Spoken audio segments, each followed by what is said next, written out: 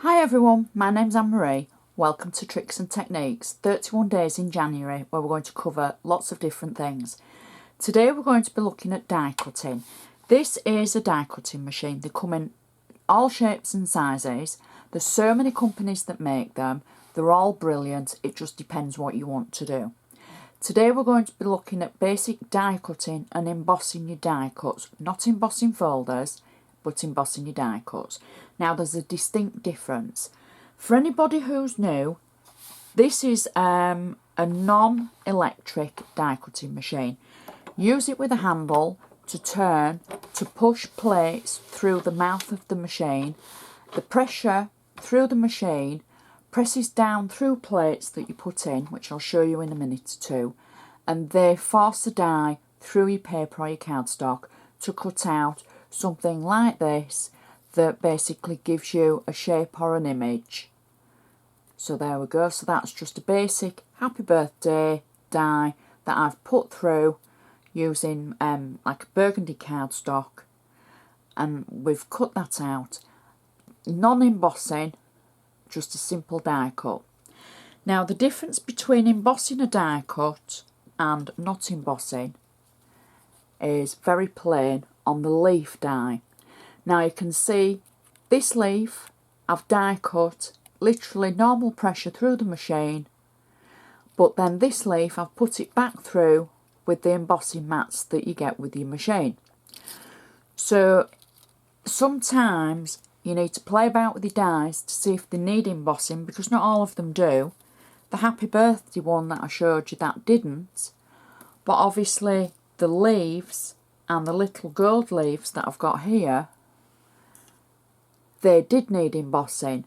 So I think when you get to die, it's always worth putting it through and then seeing if it needs embossing by trying it.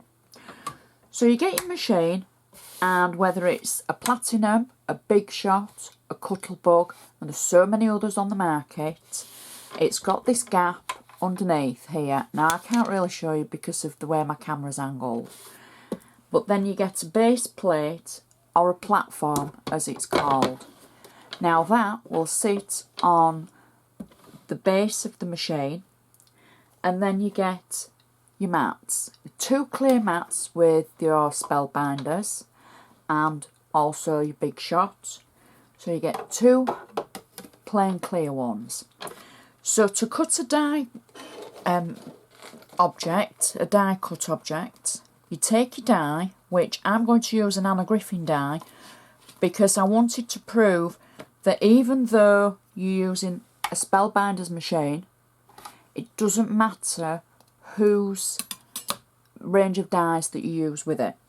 So it's a plain piece of card that I'm going to put through, and it's just a normal 260 weight piece of white card that I'm placing on top of the die.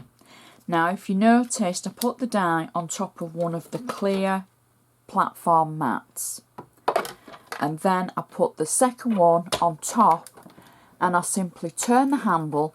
Now this is force of habit. I always put my hand on top of the machine for the simple reason that it's just what I do. However, the spellbinder's machine has got feet which sticks to whatever counter that you're using it on. So I would probably advise that you use it on something other than your craft mat. So you simply turn the handle, and out the other side pops all your mats and your platform. So I'm going to put my platform back and my base mat, and then I've got the die cut that the edge has fallen away from, so I can throw that bit away or keep it for something else.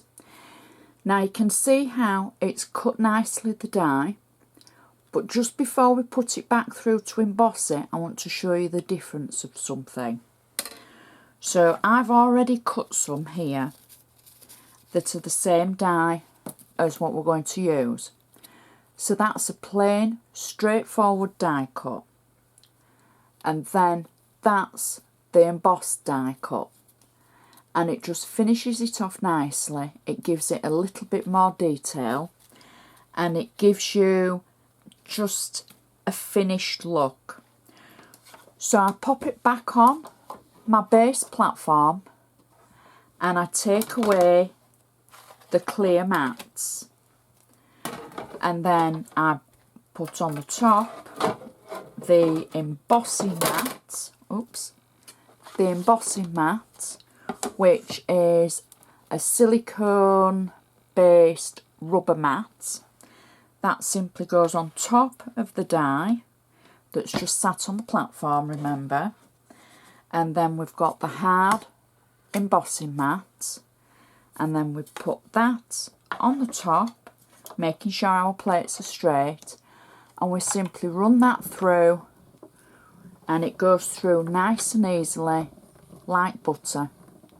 And you just turn the handle, and out the other side pops everything like so. Then all you have to do is pop out the bits. So I'm going to show you how to do that. And you simply, if you've not got a gadget, because I'm lucky to enough to have a gadget to be able to help me, but up till last year I didn't. So I used to give it a tap and then tap it from the back, not the front, like so. The bits will start falling out, but the handy gadget is one of these, and you simply roll this section over the top of the holes that are in the back of the die, because they're there to help you take the die out of the actual die cut. So the other thing, if you haven't got a tool, is a pokey tool.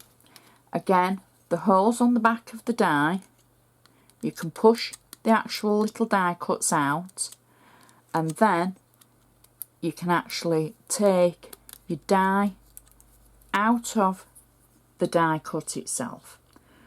So we just lift that out, and any sections that need popping out, we can do that with ease. And that is your die cut. So we've just got a little swirl there that's caught on.